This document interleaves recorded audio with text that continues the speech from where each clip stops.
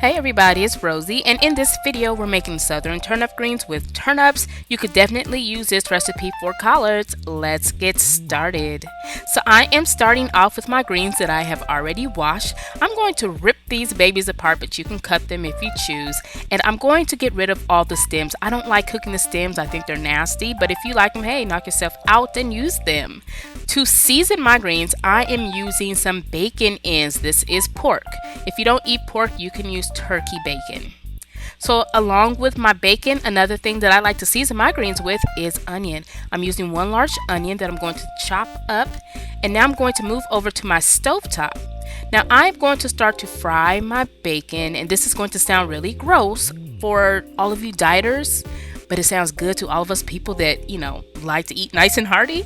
You don't want to drain that fat from the bacon because the fat is going to season these greens, so do not drain it. Keep it in there. Add in your onions, and now we're going to add in some minced garlic. I love adding hot peppers to my greens, so add those in. I'm using jalapenos, but you could use habanero if you choose. Stir everything, make sure it's well combined. And at this time, we're going to add in some turkey or chicken stock. I'm using turkey, but I use chicken stock sometimes. Now everything is brought to a boil, and we can start adding in our greens. Don't feel that you have to add all of the greens at once because it's not going to work. Just add a little at a time, and eventually your greens will cook down and everything will be able to fit in the pot. So just stir everything around, and while it is cooking, let's move along and start prepping our turnips. So here are our turnips. If you're not familiar with turnips, they are a root vegetable and they resemble potatoes.